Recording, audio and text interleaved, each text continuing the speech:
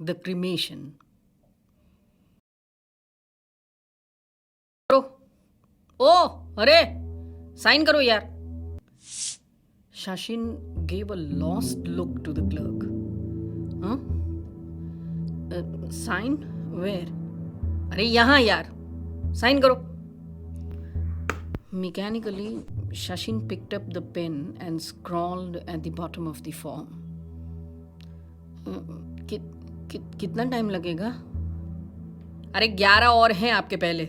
जाओ उधर बैठ जाओ, नंबर आएगा तब आना। Shashin looked up at the pitch black sky.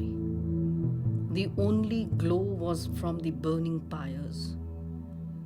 He couldn't remember when, or if at all, he had felt so lost, alone, and helpless in life. The last few days flashed by in his mind. Dad's first symptoms of cough and fever had sent Shashin into panic. Everyone in the family had dreaded Dad getting infected, as he had diabetes and blood pressure. Shashin immediately called Shivain, his best friend. Together, they made 50 phone calls to get a bed in a hospital. Initially, Dr. Kumar sounded quite confident of finding a bed. But after 3 days of failure, his confidence too diminished. Shivain came across an agent who promised them to get a bed at a whooping price of 1 lakh rupees. Shashin immediately agreed. The agent asked them to wait for a day. Back home, Dad's oxygen levels were slowly beginning to come down. In desperation, Shashin and Roshni begged a retired colonel in their society to lend his oxygen machine. The colonel charged 2,000 rupees per day for it. On the 4th day, Roshni's brother's friend could finally manage a bed in the newly opened COVID hospital by the municipal corporation. Shashin rushed with his father. The oxygen levels of Dad had now reached 85 to 88, and Shashin feared he will lose that. Himself weak after COVID, Shashin found it very difficult to move in the simmering May heat. But was there any option? Outside the hospital, he paid another agent double the money that his agent was charging. But Shashin heaved a sigh of relief. At least Dad will have 24/7 medical attention. He filled up the forms and deposited the hospital charges at the reception.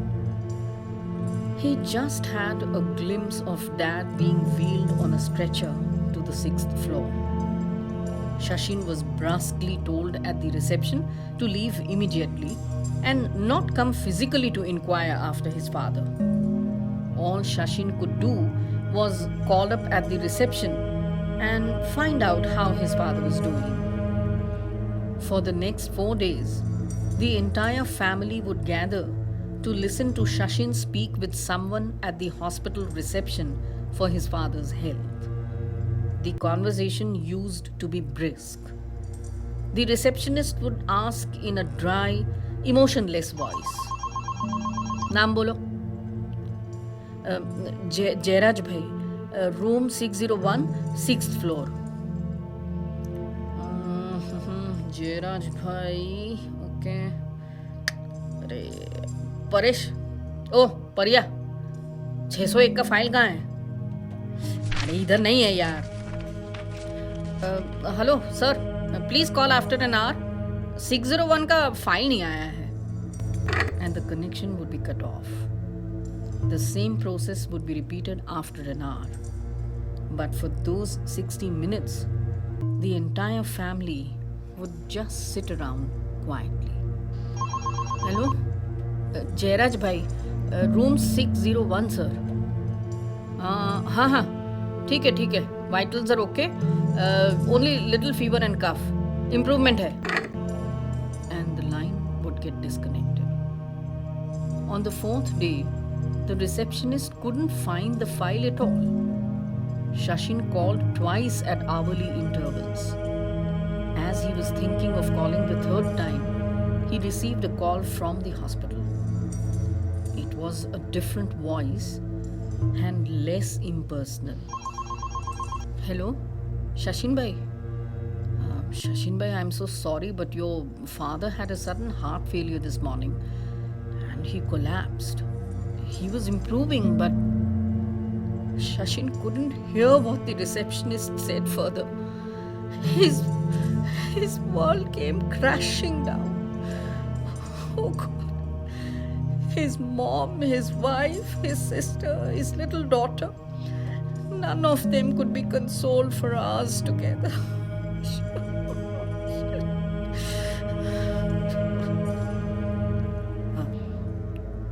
O hello, Jayraj भाई की family में से कौन है? Shashin was jolted out of his thoughts. He stood up awkwardly from the bench.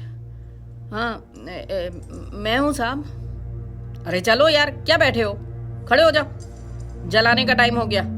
तुम्हारे वाले का number आ गया. जल्दी करो. The attendant at the crematorium was shouting. Shashin dragged his feet to the electric cremation room. Thankfully, Shivain was with him. The PPE kit made it more difficult for him to walk. Dad's body was wrapped up completely. And as per the government norms, they couldn't open the cover to have a look at him for the last time. Shashin felt that he will collapse. But with a supreme effort, he just stood there.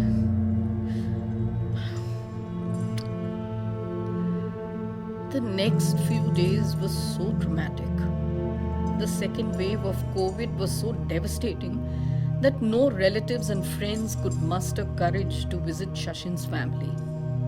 Shashin himself was inconsolable, and he found it so difficult to support his mother and his sister. But he realized life has to go on. After a week, the family decided to have a small ceremony of Shanti Havan. With a heavy heart, Shashin made arrangements for the same. On the day of the Shanti Havan, Shashin woke up feeling drained, exhausted, and emotionally spent. Each moment reminded him of his father. His eyes would fill up with tears every now and then.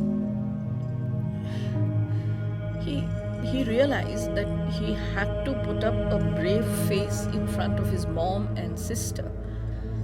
But it was taking all of Shashin's strength to not burst out crying.